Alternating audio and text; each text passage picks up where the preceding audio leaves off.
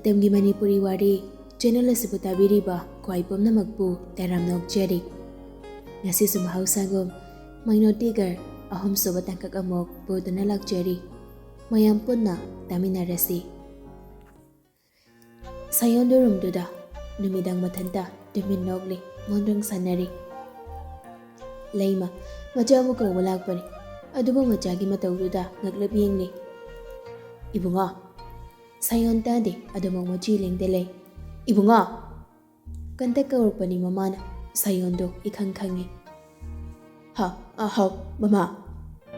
Kari mondrang lo ne, nang natawid ba? Sayon, makuna magogdo haifit kotli. Ikay rakataw na, kari no ne, sumhay ba? Mama, I say, hay ma, kari no ni nang ba? Kay no, kang dida, chak chawars law. Mama ngi makut kadu ching. Ngay ko ne he, masidi ba, tap na tong hinang ba? Khara lag jagri, nabi machado mana, ngasidi, nang fit ka sa tawri. Churat machay dumaga, balkoni tuda. Manap pawag, sit pa higduwa mana so, ay ngonda kong sitaba. Garitoy, ang nga madi, manasok ko yaram laroy. Wali ba ni, first day ni. Som na natay video, isa waray kailang ni. Yara, ahojik sa maisa ni, ahojik sa muka. Som tema dayarak today, aday di kupakay sinay na. Thaymi mapigado jadum tarakli yam chak na kaplakli. Mi gidi machan nupi na hari kaya ay koy gina sangay hade. Numidang sida kay di nawrino ay nasimudoy si babem. Kangde sim na laway sa di. Mem tono tarambani anam kan mamachagi ni ngaydo samning na amali sandal na thaybi da set lang nakalakli. Ngaw sa naraga sumlay raga hebra nang ha. Nagtapigli ba angang la? Last item la ba nang now? Hawjik pa ba angang lang tisang da natawri sa kayo gino? Yengo, mi macha din nanggum tog din mayum na mamagi mating pang sa udro. Ado ka nang now, masida, hawjik na po na risawi. Sorry, sinin ko na nga se. Thaybi, kapli ba do, makol nga kangkan kalagli. Yam to na lepchaw ko, amuka kalag to ni. Lepchaw ba? Thaybi, mamata sing na sawi hay ba kangli. Ado na kapli ba do, lep na bahot na. Kari thok jay na dawri no kang din Lanchian ba nung na ba ni? Tap na hayragli. Hayeng, ayok sibiragi. Tatong na. Ko na. School sida, kara to na kawi haragla di, kara supadong ni. Hana dagi lay sugi wadi, inada hapte na lay jabani da. Adagi, school ga lepsele, nungay rin Thaybi kapli ga tawad na. Mi, corona lay ba Manap sot ka chingkala do na. Kamlag pa do da, nyamto nung ninglagli. Jitina, ay di, nabi mo dyan ang sinabab, lang sinaba si Pamde ko, na ikardihan man ba ni? Janu na, baba, tumning tumningan. Ipa na nga sa ay nakhang labanin ng tumningan ay si. Janu, mamit ko isila do na, nakuksa na di. Tukre da. Rita na. Tumgra ba bemta? Mamang dalang pagyaw di. Ihe. Ay na di mayam na pamchay na kihong ngamaro ating bagamit pide. Pare, hayang ay nasimbiragi. Jeno da mamit kang pangapang lagli, hamang nagipan nga chong taragli. Mang na bosa na rin robem. Ima ay tumdi. Hawjik na, nako kumakay tumkraday ni nang ba? Ado na, tumbagi. Hawjik na wala bay ni. Sisi, yam chasin nga nuko, pati, kitang jar. Nakong nakutlaham na bro nang ba, pamang kari si ba? Ahame. Ima kon peng nuki. Jambalo di. Plate si puro ka tholaw ko. Hais. Tumningi. Ipaso tumuragi he. Kang hita. Ayuk angan ba do? Machin manaw do. Sumang do da ball sanari. Rest daw si. Pungkya pari yengo. 1 hour 30 minutes kar heli. Minute yung bahita ba miro? 38 minutes hele da jaw. Thangam pundoy na tra. Au da jaw. Chatok dringai da ai ginang ta jangamo. Thangam sura da jaw. Hoi da jaw. Nuba macha hai seri thabak tawo koding mai pak na bahana gadaw. Isagi thabak di ai gi makha da thamnu hono. Ai gi hai banau. Ai gi ꯃꯁꯤ ꯈꯪꯕꯅ ꯐꯩꯀꯣ ꯂꯧꯁꯤꯡ ꯈꯣꯝꯕ ꯒ꯭ꯌꯥꯟ ꯉꯥꯎꯇꯛ ꯇꯧꯔꯦ ꯄꯥꯎꯈꯨꯝꯗꯤ ꯄꯤꯔꯨꯗꯦ ꯍꯥꯏꯕꯗꯒꯤ ꯍꯦꯟꯗꯦ ꯂꯟꯆꯦꯟꯕꯅ ꯅꯥꯎꯔꯤ ꯀꯟꯅ ꯁꯥꯕꯤꯔꯦ ꯆꯅꯨꯒ ꯊꯣꯏꯕꯤꯒꯅ ꯀꯟꯅ ꯁꯪꯂꯦ ꯇꯥꯆꯧ ꯑꯅꯤꯅꯤꯀꯣ ꯑꯩꯒꯤ ꯑꯃꯒ ꯍꯣꯏꯅꯦ ꯍꯣꯏꯅꯦ ꯁꯥꯗꯣꯛꯀꯦ ꯀꯩꯗꯧꯔꯒꯦ ꯅꯥꯎꯔꯤ ꯀꯥꯞꯄ ꯍꯩꯕ꯭ꯔꯥ ꯅꯪꯕꯣ ꯍꯩꯇꯦꯗ ꯇꯝꯗꯣꯏꯅꯤ ꯀꯅꯥꯗꯩ ꯇꯝꯗꯣꯏꯕ ꯑꯇꯣꯟꯗꯒꯤ ꯇꯝꯂꯨꯁꯦ ꯅꯍꯥꯟ ꯃꯥꯅ ꯊꯨꯟꯗ ꯀꯥꯞꯂꯛꯄꯗꯣ ꯎꯁ ꯀꯌꯥꯝ ꯅꯥꯏ ꯈꯪꯕ꯭ꯔꯣ ꯅꯕꯥꯅꯤꯒꯤꯁꯤꯗꯤ ꯍꯩꯁꯨ ꯍꯩꯇ꯭ꯔꯤꯕ ꯋꯥ ꯑꯣꯏꯔꯦ ꯃꯇꯧꯒꯗꯤ ꯌꯥꯝ ꯍꯩꯕꯒ ꯃꯥꯜꯂꯒ ꯍꯩꯇꯦꯗ ꯑꯗꯣ ꯍꯩꯔꯗꯧꯅꯦ ꯇꯥꯆꯧ ꯂꯥꯏꯔꯤꯛ ꯄꯥꯒꯦꯗꯤ ꯂꯩꯇꯕꯅꯤꯗꯣ ꯅꯕꯥꯅꯤꯁꯦ ꯇꯥꯆꯧ ꯅꯪ ꯆꯍꯤ ꯀꯌꯥ ꯁꯨꯔꯒꯦ ꯑꯗꯨꯅ ꯑꯃꯨꯛ ꯀꯩꯒꯤꯅꯣ ꯍꯥꯏꯔꯛꯑꯣꯕ 12 ꯆꯪꯂꯛꯑꯦ ꯑꯌꯥ ꯑꯗꯨꯗꯤ ꯇꯥꯆꯧ ꯅꯪ ꯍꯟꯅꯨꯔꯦꯀꯣ ꯀꯥꯏꯗ ꯍꯟꯅꯨꯔꯒꯦ ꯃꯤ ꯄꯥꯈꯪ ꯌꯦꯡꯅꯤ ꯀꯩꯅꯣ ꯑꯩꯗꯕꯨ ꯂꯥꯏꯔ ꯃꯆꯥ ꯑꯣꯏꯕꯩꯅꯤ ꯆꯅꯨ ꯃꯈꯨꯠ ꯈꯨꯠꯁꯥꯅ ꯊꯦꯛꯂꯒ ꯃꯁꯤꯡꯒ ꯄꯥꯔꯤ ꯇꯥꯆꯧ ꯅꯪꯅ ꯑꯩꯈꯣꯏꯗꯒꯤ ꯆꯍꯤ 3 ꯍꯦꯟꯅ ꯍꯜꯂꯤꯀꯣ ꯍꯜꯂꯤ ꯌꯥꯝ ꯑꯉꯥꯡꯅꯤꯗ ꯅꯣꯏꯗꯤ ꯅꯣꯏ ꯃꯇꯝꯁꯤꯅꯤ ꯉꯥꯡꯅꯕ ꯋꯥꯔꯤꯁꯦ ꯈꯨꯗꯝ ꯍꯥꯏꯕꯕꯨ ꯅꯕꯥꯅꯤꯅ ꯂꯩꯔꯤ ꯅꯪꯉꯣꯟꯗꯒꯤ ꯑꯩꯅ ꯍꯜꯂꯤꯗꯨꯗꯤ ꯑꯗꯨꯏꯁꯨ ꯌꯥꯝ ꯀꯩꯁꯨ ꯍꯟꯗꯦ ꯍꯥꯏꯗꯨꯗꯤ ꯊꯥꯗ ꯍꯟꯕꯅꯤ ꯀꯥꯏ ꯍꯥꯏꯗꯨꯗꯤ ꯀꯣ ꯇꯥꯆꯧ ꯑꯕꯦꯝꯅꯅꯦ ꯐꯩꯔꯦꯟꯗ ꯄꯣꯛꯄ ꯑꯗꯨꯒ ꯅꯪꯅ ꯃꯦꯔꯥꯗ ꯄꯣꯛꯄ ꯆꯍꯤꯗꯤ ꯃꯥꯟꯅꯩ ꯊꯥꯗ ꯈꯦꯠꯅꯕꯅꯤ ꯊꯣꯏꯕꯤꯅ ꯑꯗꯣꯏꯗꯤ ꯐꯥꯏꯔꯦꯟ ꯂꯝꯇꯥ ꯁꯖꯤꯕꯨ ꯀꯥꯂꯦꯟ ꯏꯉꯥ ꯏꯉꯦꯟ ꯊꯥꯋꯜ ꯂꯥꯡꯕꯟ ꯃꯦꯔꯥ ꯊꯥ 4 ꯍꯜꯂꯤꯅꯤ ꯆꯍꯤ ꯐꯥꯒꯦ ꯇꯧꯔꯤꯁꯤꯗꯤ ꯑꯗꯨ ꯀꯩꯗꯧꯔꯒꯦ ꯏꯅꯥꯎꯅꯨꯄꯤ ꯊꯣꯛꯑꯦ ꯃꯤꯡꯒ ꯁꯦꯠꯇꯅ ꯈꯨꯅꯝꯁꯤꯅ ꯊꯥꯖꯤꯟꯕꯣ ꯆꯠꯊꯣꯛ ꯍꯥꯏꯗ ꯁꯪꯗ꯭ꯔꯦ ꯑꯩꯈꯣꯏ ꯅꯋꯥ ꯂꯧꯗꯦꯀꯣ ꯌꯥꯔꯦ ꯌꯥꯔꯦ ꯏꯟꯗꯣꯔꯅꯤꯇꯥꯒ ꯑꯩꯈꯣꯏ ꯏꯃꯥꯒꯅꯅꯦ ꯅꯕꯥꯅꯤꯁꯦ ꯏꯇꯥ ꯁꯥꯟꯅꯍꯜꯂꯤꯅꯤ ꯄꯤꯛꯂꯤꯉꯩ ꯑꯗꯨꯅꯅꯦ ꯅꯃꯥꯟꯅꯕꯤ ꯑꯣꯏꯅ ꯑꯗꯨꯝ ꯇꯤꯟꯅꯔꯛꯂꯕꯅꯤ ꯑꯗꯒꯤ ꯌꯥꯝ ꯈꯦꯠꯅꯕ ꯅꯠꯇꯦ ꯆꯍꯤ ꯐꯥꯅ ꯈꯦꯠꯅꯕ ꯅꯠꯇꯦꯗꯅ ꯑꯗꯨꯅ ꯏꯃꯥꯟꯅꯕꯤ ꯑꯣꯏꯗꯧꯕ ꯀꯣ ꯈꯪꯉꯤꯗ ꯑꯩꯁꯨ ꯇꯥꯆꯧꯅ ꯇꯥꯛꯇ꯭ꯔꯁꯨ ꯈꯪꯉꯤꯀꯣ ꯑꯩꯈꯣꯏꯗꯤ ꯍꯧꯖꯤꯛꯇ ꯈꯠꯅꯒꯦ ꯇꯧꯔꯝꯕ ꯑꯅꯤꯗꯣ ꯑꯣꯟꯁꯤꯟꯅꯔꯒ ꯃꯤꯆꯪ ꯑꯣꯏꯔꯒ ꯑꯃꯨꯛ ꯅꯣꯛꯃꯤꯟꯅꯔꯤ ꯂꯥꯜꯂꯤꯕꯗꯤ ꯑꯩꯅꯤ ꯂꯧꯁꯤꯡ ꯈꯣꯝꯕꯅ ꯇꯥꯆꯧ ꯊꯧꯉꯝ ꯂꯥꯛꯑꯦ ꯆꯠꯅꯕ ꯇꯧꯔꯣꯔꯥ ꯇꯥꯆꯧ ꯅꯕꯥꯅꯤ ꯋꯥ ꯍꯥꯏꯒꯦ ꯊꯧꯉꯝꯅ ꯍꯣꯏ ꯇꯥꯆꯧ ꯋꯥ ꯉꯥꯡꯕꯗ ꯂꯠꯇꯅꯕ ꯍꯣꯠꯅꯧ ꯃꯗꯨ ꯄꯥꯡꯗꯕ ꯃꯤꯒꯤ ꯑꯆꯧꯕ ꯈꯨꯗꯝꯅꯤ ꯍꯣꯏ ꯇꯥꯆꯧ ꯆꯤꯡꯇꯛ ꯇꯧꯔꯒ ꯈꯨꯝꯂꯛꯄꯅꯤ ꯇꯥꯆꯧ ꯍꯥꯏꯕ ꯈꯣꯟꯊꯣꯛꯇꯣ ꯇꯁꯦꯡꯅ ꯑꯗꯨꯛꯀꯤ ꯃꯇꯤꯛ ꯀꯤꯖꯕꯅꯤ ꯊꯧꯉꯝꯅ ꯑꯔꯅꯥꯞꯀꯤ ꯃꯃꯥꯡꯗ ꯂꯦꯞꯄ ꯐꯥꯎꯕ ꯃꯥ ꯋꯥ ꯉꯥꯡꯕꯗ ꯂꯠꯄꯅꯤ ꯍꯧꯖꯤꯛꯁꯨꯅꯤ ꯅꯕꯥꯅꯤꯗ ꯊꯕꯛ ꯈꯔ ꯁꯤꯟꯅꯒꯦ ꯌꯥꯝ ꯂꯥꯏꯅ ꯑꯦꯗꯖꯁ ꯇꯧꯅꯕ ꯍꯣꯠꯅꯒꯗꯧꯅꯤ ꯀꯝꯄ꯭ꯂꯦꯟ ꯂꯥꯛꯀꯅꯨ ꯀꯨꯏꯔꯣꯏ 1 week ꯈꯛꯇꯅꯤ ꯍꯣꯏ ꯇꯥꯆꯧ ꯑꯩ ꯁꯤꯅꯥꯏꯈꯨꯜꯗ ꯃꯇꯝ ꯈꯔ ꯂꯩꯈꯤꯅꯤ ꯑꯇꯩꯗ ꯃꯦꯖꯔ ꯊꯣꯛꯂꯛꯄ ꯉꯝꯂꯣꯏ ꯍꯣꯏ ꯇꯟꯖꯥ ꯌꯦꯡꯂꯒ ꯌꯧꯔꯛꯄꯁꯨ ꯌꯥꯏ ꯍꯥꯏꯕ ꯉꯝꯗꯦ ꯑꯗꯨꯅ ꯑꯇꯩ ꯐꯦꯛꯇꯔꯤꯁꯤꯡ ꯅꯕꯥꯅꯤꯅ ꯃꯇꯝ ꯈꯔ ꯉꯝꯅꯕ ꯑꯣꯜ ꯔꯥꯎꯟ ꯇꯆ ꯇꯧ ꯐꯅꯤ ꯇꯥꯆꯧ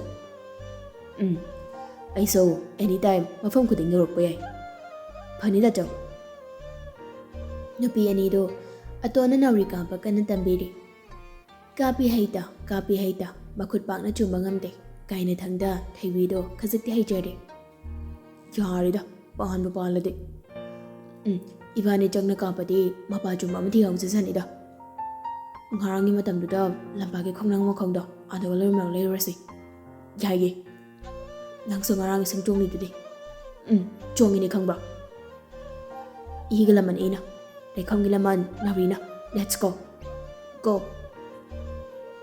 ꯁꯤꯅꯥꯏꯈꯨꯜ ꯌꯧꯔꯛꯂꯤ ꯐꯦꯛꯇ꯭ꯔꯤ ꯑꯗꯨꯒꯤ ꯑꯦꯁꯄꯤꯁꯤꯌꯦꯜ ꯔꯨꯝꯗꯨꯗ ꯐꯥꯏꯜꯁꯤꯡꯗꯨ ꯌꯦꯡꯂꯤ ꯊꯥꯒꯤ ꯍꯞꯇꯥꯒꯤ ꯄꯤꯈꯠꯂꯛꯂꯤꯕ ꯐꯥꯏꯜꯁꯤꯡ ꯑꯗꯨ ꯃꯀꯨꯞ ꯇꯥꯅ ꯌꯦꯡꯂꯛꯂꯤ ꯑꯗꯨꯕꯨ ꯏꯁꯧ ꯂꯥꯡꯕ ꯌꯥꯕ ꯃꯐꯝꯗꯤ ꯌꯥꯎꯔꯝꯗ꯭ꯔꯤ ꯌꯥꯔꯦ ꯍꯣꯝꯒꯤ ꯑꯣꯔꯗꯔ ꯀꯌꯥꯅꯣ ꯑꯀꯥꯁꯅ 1,000ꯅꯤ ꯁꯥꯔ ꯑꯄꯨꯟꯕ ꯑꯣꯔꯗꯔꯔꯥ ꯑꯍꯣꯏ ꯃꯥꯅꯤ ꯁꯥꯔ ꯍꯥꯐ ꯑꯍꯣꯏ ꯁꯥꯔ ꯍꯌꯦꯡ ꯏꯚꯤꯅꯤꯡꯗ ꯅꯠꯇ꯭ꯔꯣ ꯃꯥꯅꯤ ꯁꯥꯔ ꯅꯍꯟꯒꯅꯨꯀꯣ ꯐꯅꯤ ꯁꯥꯔ ꯌꯥꯔꯦ ꯊꯣꯛꯑꯣ ꯊꯦꯡꯛ ꯌꯨ ꯁꯥꯔ ꯑꯀꯥꯁ ꯊꯣꯛꯈꯤꯕꯒ ꯑꯔꯅꯥꯞꯀꯤ ꯐꯣꯟꯗꯣ ꯀꯣꯜ ꯑꯃ ꯂꯥꯛꯁꯤꯜꯂꯛꯂꯤ ꯁ꯭ꯀ꯭ꯔꯤꯟꯗꯨꯗ ꯄꯛꯇꯕ ꯍꯥꯏꯅ ꯁꯦꯞ ꯊꯧꯔꯛꯂꯤ ꯑꯔꯅꯥꯞ ꯃꯆꯤꯟ ꯄꯩꯅ ꯅꯣꯛꯐꯦꯠ ꯇꯧꯔꯛꯂꯤ ꯑꯗꯨꯒ ꯔꯤꯁꯤꯞ ꯇꯧꯏ ꯄꯛꯇꯕ ꯑꯣꯀꯦ ꯋꯥꯍꯩ ꯌꯥꯝꯗ ꯍꯥꯏꯔꯤꯕꯗꯣ ꯑꯔꯅꯥꯞ ꯊꯨꯅ ꯃꯈꯥꯗ ꯀꯨꯝꯂꯛꯂꯤ ꯃꯣꯆꯥꯁꯨ ꯁ꯭ꯇꯥꯝꯞꯁꯤꯡ ꯑꯗꯨꯒ ꯂꯩꯔꯝꯃꯤ ꯑꯔꯅꯥꯞ ꯊꯣꯛꯂꯛꯄꯗ ꯎꯕꯗ ꯃꯥꯁꯨ ꯃꯇꯨꯡ ꯏꯟꯅꯔꯛꯂꯤ Kadadano, yam pingna. Surprise, lau. Mocha again ingong ngongna matung inaragli. Main road dagi Nungcthoi thangba lambi da lakliba duda lapna Scorpio black ama lakliba da oi. Lampak adudagi khul adugi yumthong taba hawkibani. Ataidi lobuk oibana lambi duda lakba do lamnauba ngambani. Lobuk mayai phawtuna lakliba lambi. Lampak yoramdai duda lambi ahum phangba masule. Maduso lampak adudagi uba phangni. Chok manaba maongda lambi ahumaki lampak leiri. Ahan balakba midadi karang ngautak tai. Arnab akudo haifet hangali. Gari thorokliba nupado uraba mali. Arnab haigi maiki tamna thaujalakli. Mojade haujiksu khangba natri. Tarang amada ingangak na leiri. Gari duna makoigi manak yawsalakpa dwaiduda gari do thauriba nupado mangak khajik jap tharakli. Moja madu ubadada kanna laurakli. Oi, paktaba! Victor yaton kitang noklakli. Nungsiba minok ama. Hai, paktaba de. Arnab khumge tawbaga khanghauda thunda khangna narai. Ngahakti gyan ngaw mamit ushalaga makhada kon tharap khangi. Mochado ngagna kodorge. Arnab khumde kon tharap tawri. Victor sugari do khamnaga changsalakli. Kodorge. Arnab phaghawgalaklaga mamai hot leituna yengi. Januna yenge lumo changsalo. Nupi anido ujao adugi marumduda laisinlaga lotli. Thaibe aidi kamlakse jengkhai lona jengkhrasiba. Chathoy nupi mana dawrnuko koi kandaba. Asengba tanaraga phurakladi kamai tawduno. Chanu yamna pakhana kapdi ga tawrakli. Chanu nang kidawra haibano. Thaibe tamin jengkhrasiba. Ai pakhaliba direct pan kremi. Daw yarabani palise. Chila semi. Ngai ko ba ngahak irang yung kiseba. Khangde, ay di sire. Kay ba? Lao may thay binang ba? Ngai ko miye. Yar, lao hay ba? Chano na thay bibuching do na nakan amarom na jailakli. Arnab wangang di, saktam na sorry hay ba, nupani do khangi. Victor na. Kay dorge hay ba ni pagtaban ng ba? Mucha na. Kay no say di, kay dorge. Arnab wangang namda, gari do start tawraga thawki. Victor, Mocha, ngakni naraga laihawi. Koy numa siba? Mocha na. Sini, makok ayo to haise. Itanda ne, yamboy. Nang susidai di, egi tang kayam puro ne. Wari di. Kau ba magon, jahi mga manglubada. Kau jadi, kok talay jay. Hundog piram di, gari thawro, ay dongge. Yani paktaba. Somna na gari do, mienta di, lirik kuding round tong na thawri. Masada tension amadani thawi yaba thawraga mayumlomna direct haigalakle. Oima ai sire ngasai do kamai kapino yamna bahiri ne. Thaibi ne kaur baise. Thaibi masamga do makuna phat haigale. Kaude ai khangje tawba ngama mini haiba. Kamdawe hau khudana. Victor amadi mojana factory yorokpada Arnab ti leiramdri. Mojana gari sulaite kai chakhazano. Security nupa duda Mojan hangli. Tama, somda sar laambra. Lahamde ne, changlakje. Oh, Victor na. Kadang mangkrin call tawsilo. Mojana Arnab da call tawri adubu pairakdre. Pairagdi, mahapagtabado. Lao, sumaiga krasi, yumlom na tingnamri ngasi. Hoy. Lahing mana. Haying say, ayu tabuk chathokranu ko. Kay ligi ma. Haying say tang kayano. Sayon, ngayag wakal kali. Aduga kangay harakli. Oh, sorry ma. Ngana hugalu ko. Isorda imay japo na ni jagadawani. Ma. Layma majara mo ning nagni. Paong. Sayon, wama kata ba pamgan. Imabu, wayam nangang matahan gikangan. Nang anga mo jabak sunadraban. Imagi wakalon, kajati ubang ngamla mabrahay na kanman imana. Sayon kamdi. Tumin maruluk taragalay. Layma, majagi managda changsalagda na pamli. Ima jalon biraki ko, chathoklo bagi waramgani, ngayang potharo. Layma hawagado na thokre, sayon tumin, pachiling da pamda na lay. Ima, najada arul pa madi asip hawa thambiri. Karamba numita arul pa sipong lakadabana. Naja, wakal si kanbada, kanpam gangde. Punsigi pong da na thamkragi khalabray ma. Lay masu kitchen-duda tumin lepli. Milo anida irasa horakli. Ima ki sayor. Ima na haiduk laroy kan kraba. Resin kraba jinada. Ijana namdana hangduk nam honaganu ko. Ima ijagi wa hangdaba pamdi. Ima taningdi. Lay matarakliba mapido tamna tithokli. Ihawrakliba awaba dobo masana phathajana ba honajay. Lawsing khombana. Kainomta Josina kaying siga.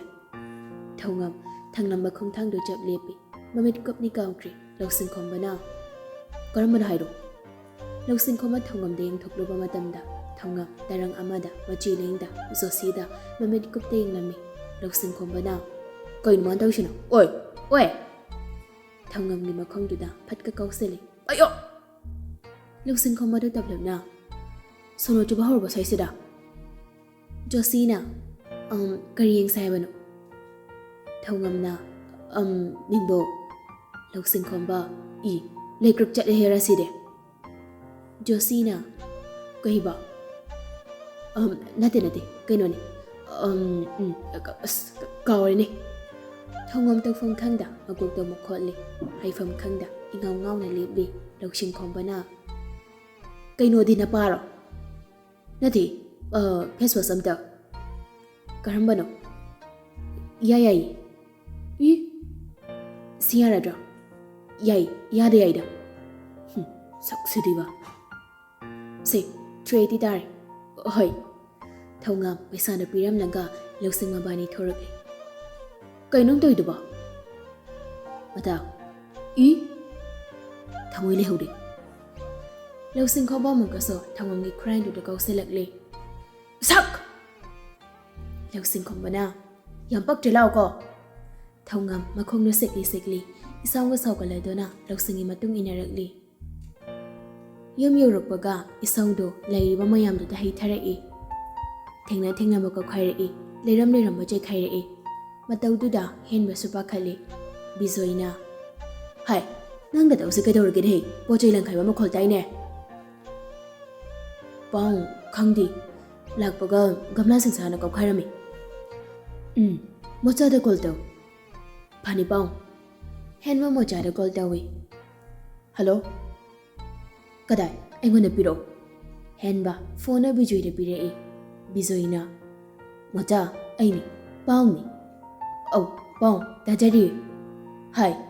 Na tawse kadawba yawre. Aduda yawroklaba pong. Hai ni. Noi kai lege somda lao. Phani pong yam thuna yok na ba tawjarage. Phari. Ipa thamne ko. Hoi pong. Victor na yumda lai rehbro. Hoi. Pong no call tawrok ni sinade amado sarai kana tawmani. Khara yang na thaw. Ho aeroplane na ti ese. Khangjai. Speedo khara yang khalo hai jaba. Seminar sa hairo. Kai de no da. Ituga kaina ngamjaroi. Wathi to kanu ko. Wathi de nang na tawga. Kemte hai jaroi. Khartuni honbiu. Yare ko. Wari ama phangang de rumdu pum chai. Saphanu da machi lengda tumin phamli. Tanjadu da marup ani du masu changnakli. Mojana. Hare. Kari matang no tawmli siba. Victor mojana khoning na thil. Tumin layu haina. Vai. Khomlakte yengkiba amadagi mitfam hongda machi lengda lay. Victor do jangselak laduna. Vai. Nungai dabado karino do akhudayo. Sumaindi tawgono. Mojana. Kamte sayamde. Nathanjaki. Adu sida tawmli miyam sina kaino. Thokro. Moja mamitu mathak don khali. Victor su chak manai. Thorodro. Vai. Adai tawmusi. Phok haugat ki makhada thona kum thaki. Bijoi so wai ama phawa haiba nang haude. Moja ga ani do maso yam thuna nupado gi matung inarakli. Makhoi ani na makhai yorpada nupado gari yangna thodok lagal thokri. Ngai khone chasa kari tobu yaroge. Pong na chaso pangwa chamane chakri se maidani amta tanaroki. Mapogi athangak pamanai go marup ani do maso. Awa banang jarabani nupado gi matau duda. Aingi cha hasi karam thok tori bana on thok na mata saida da chawgi maching sei aidiam ki pang nang da chaw sei ma ge si go ma taw sidani ipa na mata sari basi ꯂꯧꯁꯤꯡꯒ ꯊꯧꯉꯝꯒꯅ ꯍꯜꯂꯛꯄꯗ ꯂꯝꯕꯤꯗ ꯑꯔꯅꯥꯐ ꯒꯥꯔꯤ ꯌꯥꯡꯅ ꯊꯧꯈꯤꯕꯗꯨ ꯎꯔꯦ꯫ ꯊꯧꯉꯝꯅ ꯗꯥꯆꯧ ꯅꯠꯇ꯭ꯔꯣ? ꯃꯥꯅꯤ꯫ ꯇꯟꯖꯥꯗꯨꯗ ꯇꯨꯡꯗ ꯅꯨꯄꯥ ꯑꯅꯤꯗꯨ ꯂꯥꯛꯄꯗꯨ ꯎꯔꯦ꯫ ꯃꯣꯆꯥꯅ ꯑꯣꯏ ꯅꯦ ꯑꯃꯇ ꯅꯣꯛꯁꯤꯜꯂꯣ꯫ ꯋꯥꯍꯩꯗꯨ ꯂꯧꯔꯝꯂꯒ ꯑꯅꯤꯗꯨ ꯃꯁꯨ ꯌꯥꯡꯅ ꯊꯧꯈꯤ꯫ ꯊꯧꯉꯝꯅ ꯀꯩꯅꯣꯝ ꯁꯣꯏꯗꯅ ꯇꯧꯔꯝꯃꯅꯤ ꯃꯇꯥꯎ ꯑꯩ ꯂꯩꯍꯧꯔꯒꯦ ꯁ꯭ꯋꯥꯏꯗ ꯊꯝꯃꯝꯃꯣ꯫ ꯀꯔꯤꯅꯣ ꯇꯟꯖꯥꯁꯤꯗ? ꯑꯩ ꯀꯤꯌꯦꯕ ꯗꯥꯆꯧꯁꯦ ꯊꯥꯖꯧ ꯀꯩꯅꯣꯝ ꯇꯧꯔꯝꯃꯅꯤ ꯃꯤ꯫ ꯑꯣꯅꯤꯡꯉꯦꯍꯦ ꯅꯪ ꯌꯥꯝ ꯂꯥꯡꯒꯅꯨꯀꯣ ꯇꯨꯃꯤꯟ ꯇꯣꯡꯉꯨ꯫ ꯔꯤꯇꯥꯅ ꯚꯦꯝ ꯍꯥꯎ ꯅꯨꯃꯤꯠ ꯇꯥꯗꯣꯔꯦꯅꯦ ꯏꯔꯨ ꯂꯨꯊꯣꯛꯂꯔꯣ ꯂꯥꯛꯑꯣ꯫ ꯍꯣꯏ ꯏꯃꯥ ꯊꯣꯏꯕꯤ ꯏꯕꯥꯅꯤ ꯏꯔꯨꯖꯔꯗꯣꯏꯅꯦ꯫ ꯀꯨꯏꯅ ꯂꯨꯔꯛꯂꯅꯨꯀꯣ꯫ ꯍꯣꯏ ꯏꯃꯥ꯫ ꯑꯥꯗ ꯍꯣꯡꯉꯨꯔꯁꯦ ꯍꯧꯖꯤꯛꯀꯤꯗꯤ ꯁꯨꯝ ꯆꯠꯂꯁꯤ꯫ ꯍꯣꯏ ꯌꯥꯏꯌꯦ꯫ ꯆꯅꯨꯒ ꯊꯣꯏꯕꯤꯒꯗꯣ ꯕꯥꯔꯇꯤꯟ ꯑꯃꯃꯝ ꯄꯥꯏꯔꯒ ꯄꯨꯈ꯭ꯔꯤ ꯑꯆꯧꯕ ꯑꯗꯣꯝꯗꯨꯗ ꯂꯥꯛꯂꯤ꯫ ꯐꯅꯦꯛ ꯑꯅꯤ ꯁꯨꯔꯛꯄ ꯅꯠꯇ꯭ꯔꯣ ꯅꯪꯒꯤ? ꯁꯨꯔꯛꯏ ꯅꯪꯒꯤꯗꯤ? ꯑꯩꯁꯨ ꯕꯥꯔꯇꯤꯟꯗ ꯌꯥꯎꯔꯤ ꯏꯔꯣꯏꯕ ꯍꯩꯅꯤꯡꯉꯤ ꯇꯝꯕꯤꯒꯦꯔꯥ? ꯀꯥꯏꯗꯩꯅꯣꯗ ꯑꯩꯕꯨ ꯌꯥꯝ ꯍꯩꯕꯗꯧꯅ꯫ ꯍꯣꯏꯅꯦ ꯅꯪꯁꯨ ꯍꯩꯇꯦꯀꯣ ꯆꯨꯝꯃꯤꯅꯤ꯫ ꯗꯥꯆꯧꯗ ꯇꯝꯍꯟꯁꯦ ꯅꯣꯡꯃ꯫ ꯏꯔꯣꯏꯕ ꯍꯩꯔꯗꯤ ꯅꯨꯡꯉꯥꯏꯅꯤꯀꯣ꯫ ꯑꯗꯨꯅꯦ ꯍꯩꯅꯤꯡꯗ꯭ꯔꯣ? ꯍꯩꯅꯤꯡꯉꯤ꯫ ꯐꯤꯌꯣꯡꯗꯣꯛꯑꯁꯦ꯫ ꯅꯨꯄꯤ ꯑꯅꯤꯗꯣ ꯄꯨꯔꯛꯂꯤꯕ ꯕꯥꯔꯇꯤꯟꯗꯣ ꯄꯨꯈ꯭ꯔꯤ ꯃꯄꯥꯜꯗꯨꯗ ꯊꯝꯃꯤ꯫ ꯍꯥꯄꯦꯟ ꯑꯃꯒ ꯇꯤ ꯁꯥꯔꯠ ꯑꯃꯒ ꯂꯤꯠꯂꯒꯅꯤ ꯃꯕꯥꯅꯤꯅ ꯂꯥꯛꯂꯤꯕꯗꯣ꯫ ꯊꯣꯏꯕꯤ ꯕꯥꯔꯇꯤꯟꯗꯒꯤ ꯆꯣꯠꯅꯕ ꯐꯅꯦꯛꯇꯨ ꯂꯧꯊꯣꯛꯀꯦ ꯇꯧꯕꯒ ꯀꯗꯣꯝꯗꯒꯤꯅꯣ ꯈꯪꯍꯧꯗ ꯊꯣꯏꯕꯤꯗꯣ ꯁꯨꯀꯣꯟ ꯀꯣꯜꯂꯒ ꯄꯨꯈ꯭ꯔꯤꯗꯨꯗ ꯂꯪꯊꯈꯤ꯫